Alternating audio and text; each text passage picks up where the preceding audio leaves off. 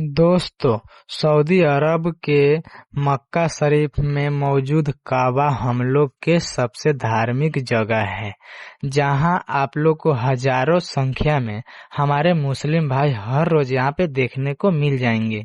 क्योंकि कुरान पाक में ये बताया गया है कि हर मुस्लिम को अपनी जिंदगी में एक न एक बार काबा शरीफ जाना ही चाहिए। जैसे हम अपने नॉर्मल भाषा में इसे हज की यात्रा बोलते हैं। अब ऐसा क्या है काबा में और हम मुस्लिम भाई लोग इन्हें ऊंचा दर्जा क्यों देते हैं? ये सब कुछ जानने के लिए दोस्त यानी एसआर वीडियो क्रिएटर 786 के इस वीडियो के पूरा अंत तक बने रहें, क्योंकि हमारे इस वीडियो में काबा के बारे में कुछ ऐसा इंटरेस्टिंग फैक्ट्स बताने वाले हैं जिसके बारे में शायद ही आपने कभी सुना हो। चलिए वीडियो को शुरू करते हैं।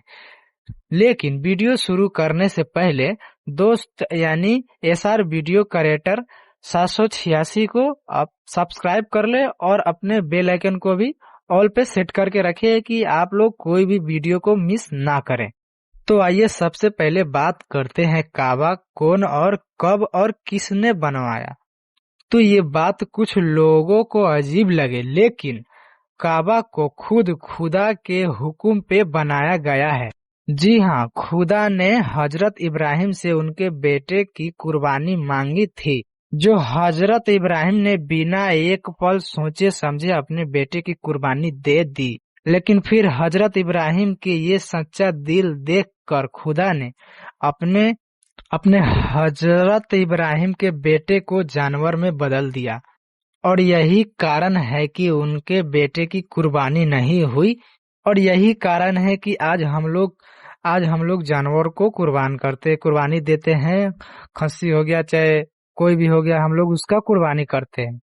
और फिर खुदा ने इब्राहिम को उनके बेटे इस्माइल को अपना पैगंबर बना लिया और उनसे अपने के लिए एक घर भी बनवाया। दोस्तों, कुरान में ये भी बताया गया है कि जो काबा आप मक्का में देख रहे हैं, बिल्कुल ऐसा ही काबा जन्नत में भी है, जहां हर एक दिन 70,000 फरिश्ते परिक्रमा करते। अब ये चीज भी कई सारे लोगों को सुनने के अजीब लगेगी, लेकिन काबा में निर्माण कई बार हो चुकी है। कभी प्राकृतिक आपदा की वजह से तो कभी किसी न किसी कारण की वजह से काबा को नुकसान झेलनी पड़ती थी, जिसके चक्कर में बार बार इसका निर्माण करवाना पड़ा।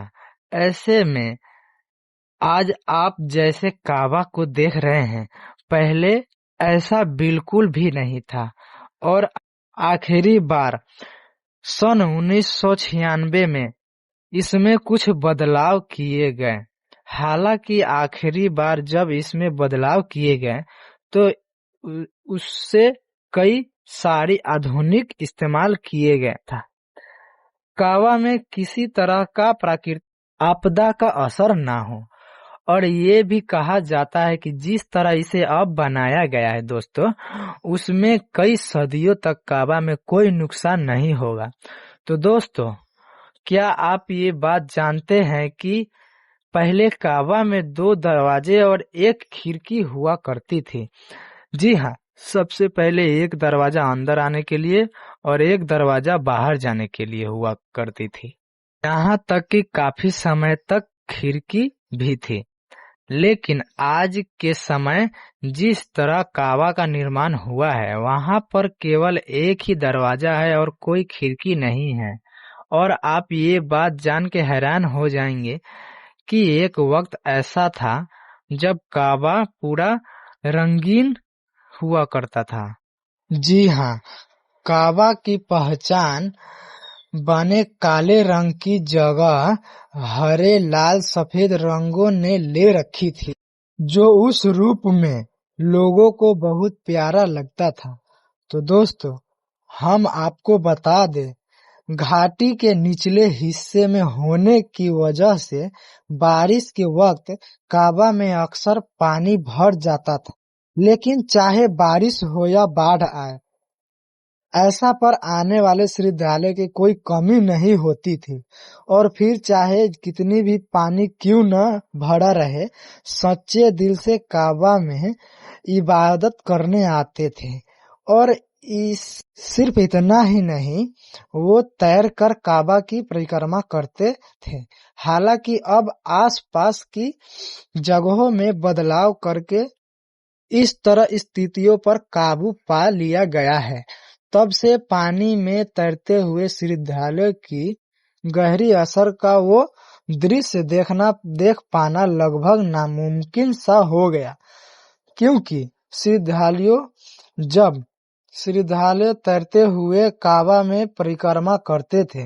दोस्तों, जैसे हमने बताया कि खुदा का कहना है कि काबा का निर्माण मेहनत और मजदूरी यानी कि केवल पवित्र स्रोतों से ही आने वाले राशि से किया जाएगा, वरना तो अब तक सोने का काबा बन चुका होता।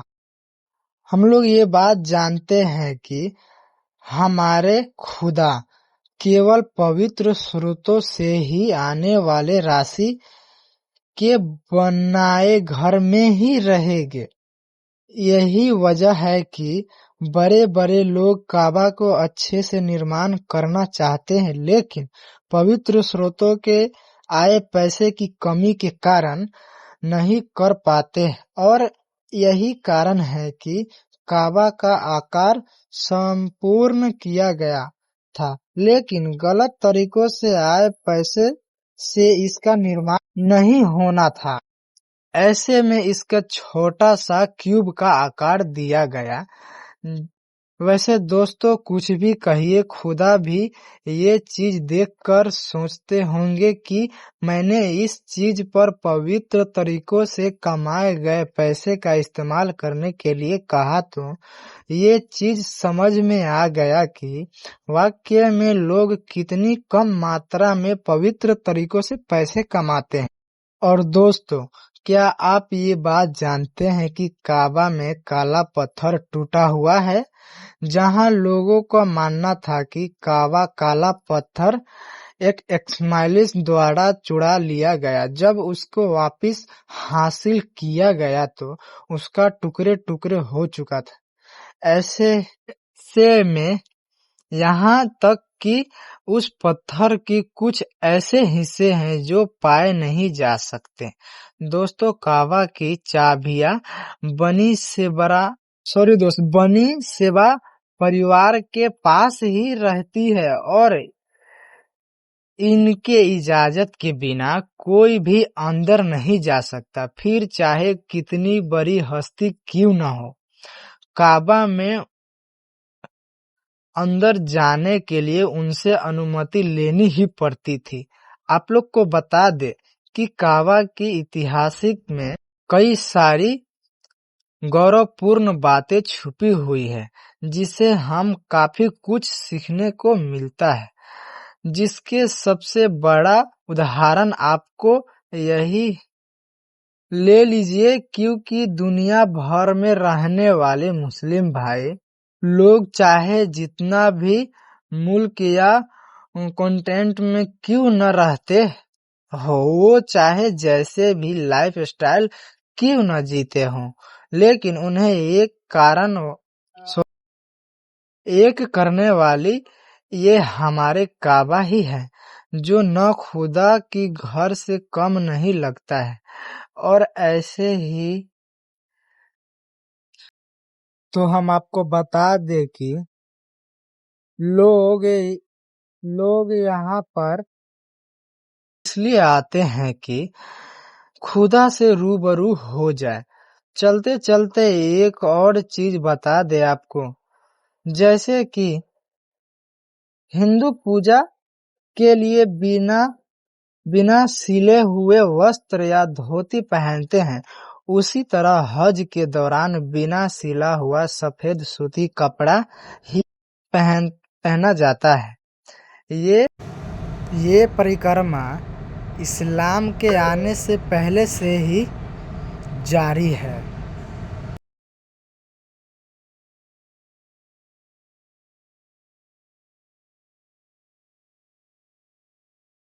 तो दोस्तों, आप लोग को ये वीडियो कैसा लगा, आप लोग कमेंट करके जरूर बताएं। और अभी तक आपने हमारा यूट्यूब चैनल को सब्सक्राइब नहीं किए तो गाइज आप लोग यूट्यूब चैनल को मेरा सब्सक्राइब कर ले। चलिए मिलते हैं आप लोग से नेक्स्ट वीडियो में।